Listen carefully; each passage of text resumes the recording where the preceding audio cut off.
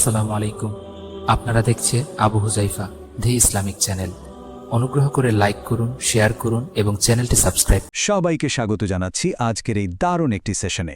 আজ আমরা খুব ইন্টারেস্টিং আর অত্যন্ত স্পেসিফিক একটা ঐতিহাসিক টেক্সট নিয়ে কথা বলবো। আমরা মূলত ডিকোড করতে যাচ্ছি সহিহ বুখারীর ১৩৪ নম্বর হাদিসটি। এই প্রাচীন টেক্সটের ভেতরে ঠিক কি কি নিয়ম লুকিয়ে আছে সেটা আজ আমরা একেবারে ধাপে ধাপে ভেঙে দেখব। তো চলুন শুরু করা যাক। আজকের আলোচনার এজেন্ডাগুলো একটু দ্রুত বলে নিই। আমরা শুরু করব হাদিস ১৩৪-এর প্রেক্ষাপট দিয়ে। এরপর জানব মুহরিম আসলে কি, সাথে থাকছে নিষিদ্ধ পোশাক ও সুগন্ধি, জুতোর বিকল্প নিয়মকানুন, কিভাবে এটা বিভিন্ন ভাষায় ছড়িয়ে পড়েছে, আর সবশেষে টেক্সটের মাধ্যমে কিভাবে ঐতিহ্য সংরক্ষিত হচ্ছে। প্রথমেই আসা যাক হাদিস ১৩৪-এর প্রেক্ষাপটে। ইসলামী ফিক বা আইনশাস্ত্রের একটা বড় অংশই কিন্তু তৈরি হয়েছে একদম প্র্যাকটিক্যাল প্রশ্নোত্তর পর্বের মাধ্যমে। আর ইবনে উমর রাদিয়াল্লাহু আনহু থেকে বর্ণিত এই হাদিসটি এর জাস্ট একটা ক্লাসিক উদাহরণ। সহিহ বুখারীর ১৩৪ নম্বর হাদিসের এই অরিজিনাল আরবি টেক্সটার কথা যদি বলি, ভেবে দেখুন শত শত বছর ধরে এই শব্দগুলো কিন্তু একেবারে অপরিবর্তিত রয়েছে। হ্যাঁ, ঠিকই শুনেছেন। এই বিষয়টা কিন্তু এর প্রামাণিকতা আর ঐতিহাসিক ভিত্তিকে অনেক বেশি মজবুত করে। আর এই মূল উৎস থেকেই কিন্তু পরবর্তী সমস্ত নিয়মকানুন আর অনুবাদগুলো বেরিয়ে এসেছে। পুরো ঘটনাটা শুরু হয় একদম সাধারণ একটা প্রশ্ন থেকে। একজন ব্যক্তি নবী সাল্লাল্লাহু আলাইহি ওয়াসাল্লামকে সরাসরি জিজ্ঞেস করলেন, আচ্ছা, মুহরিম কী ধরনের কাপড় পরবে? এই সোজাসাপটা প্রশ্নটাই হচ্ছে আমাদের আজকের আলোচনার কোর ফাউন্ডেশন। মানে একদম সাধারণ দৈনন্দিন জিজ্ঞাসা থেকেই কিন্তু যুগে যুগে এমন অনেক গুরুত্বপূর্ণ নিয়মের উদ্ভব হয়েছে। দারুণ না বিষয়টা? এবার আসি আমাদের দ্বিতীয় পয়েন্টে, মুহরিমের সংজ্ঞা। এই টেক্সটে যে নিয়মগুলোর কথা বলা হয়েছে সেগুলো আসলে কাদের জন্য প্রযোজ্য তা ঠিকঠাক বোঝার জন্য আমাদের এই বেসিক টার্মটা ক্লিয়ার হওয়া দরকার। মুহরিম বলতে মূলত সেই মুসলিমকে বোঝায় যিনি হজ বা উমরা করার নিয়তে ইহরাম বেঁধেছেন। এটা কিন্তু শুধু একটা পোশাক নয়, বরং একটা স্পেশাল মানসিক আর শারীরিক প্রস্তুতির অবস্থা। আমাদের মাথায় রাখতে হবে, পোশাকের এই নির্দিষ্ট নিয়মগুলো কিন্তু রেগুলার দৈনন্দিন জীবনের জন্য নয়, এগুলো এক্সক্লুসিভলি এই তীর্থযাত্রার পবিত্র সময়টার জন্যই নির্ধারিত। আমাদের ৩ নম্বর পয়েন্ট হচ্ছে নিষিদ্ধ পোশাক আর সুগন্ধি নিয়ে। নবীর ওই উত্তরে কিন্তু খুব ক্লিয়ারলি বলে দেওয়া হয়েছে যে মুহরিম অবস্থায় ঠিক কোন কোন জিনিসগুলো ব্যবহার বা পরিধান করা থেকে পুরোপুরি দূরে থাকতে হবে। নিয়ম অনুযায়ী মুহরিমদের জন্য আমাদের প্রতিদিনের বেশ কিছু পোশাক একদম কড়াকড়িভাবে নিষেধ করা হয়েছে। যেমন ধরুন জামা, পাগড়ি, পায়জামা আর টুপি বা মাথা ঢাকার যে কোনো কাপড়। মানে সোজা কথায় সাধারণ সেলাই করা বা শরীরের শেপ অনুযায়ী বানানো যে কোনো পোশাক এই বিশেষ জার্নির সময়টাতে পরিহার করতে হবে। আচ্ছা, পোশাকের পর এবার আসি সুগন্ধির ব্যাপারে।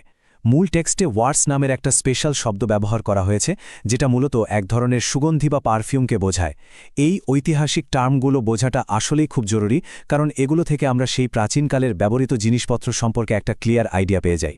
আর হ্যাঁ, শুধু পোশাকের কাটিং বা ধরনই নয়, পোশাকটা কিভাবে রেডি করা হয়েছে তার ওপরও কিন্তু রেস্ট্রিকশন আছে।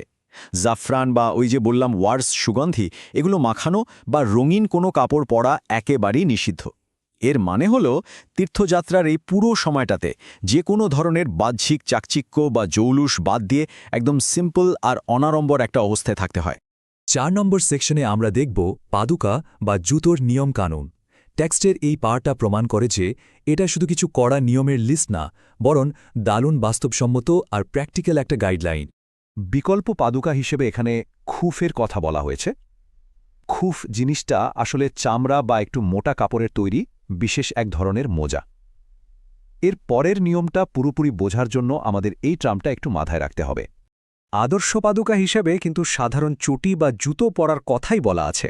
তবে যদি কারো কাছে জুতো না থাকে, সেক্ষেত্রে বিকল্প হিসেবে ওই খুফ বা চামড়ার মোজা পরা যেতে পারে। তবে এখানে একটা টুইস্ট আছে, একটা স্পেসিফিক পরিবর্তনের কথা বলা হয়েছে। এই খুফ বা মোজাটা এমনভাবে কাটতে হবে যেন তা পায়ের গোড়ালির নিচে থাকে, মানে গোড়ালিটা যেন অবশ্যই উন্মুক্ত থাকে। দারুণ একটা প্র্যাকটিক্যাল সলিউশন, তাই না? আমাদের ৫ নম্বর টপিক হল বহু ভাষিক প্রচার। একটা নির্দিষ্ট ভাষায় আর নির্দিষ্ট একটা অঞ্চলে দেওয়া এই নিয়মগুলো কিভাবে পুরো পৃথিবীর নানা ভাষার মানুষের কাছে পৌঁছে যাচ্ছে সেটা চিন্তা করলেও কিন্তু অবাক লাগে। ১৩৪ নম্বর হাদিসটির বাংলা আর ইংরেজি অনুবাদগুলো দেখলে বোঝা যায় মূল আরবি টেক্সটটাকে কতটা নিখুঁতভাবে অনুবাদ করে সারা বিশ্বের মানুষের জন্য সহজবোধ্য করে তোলা হয়েছে।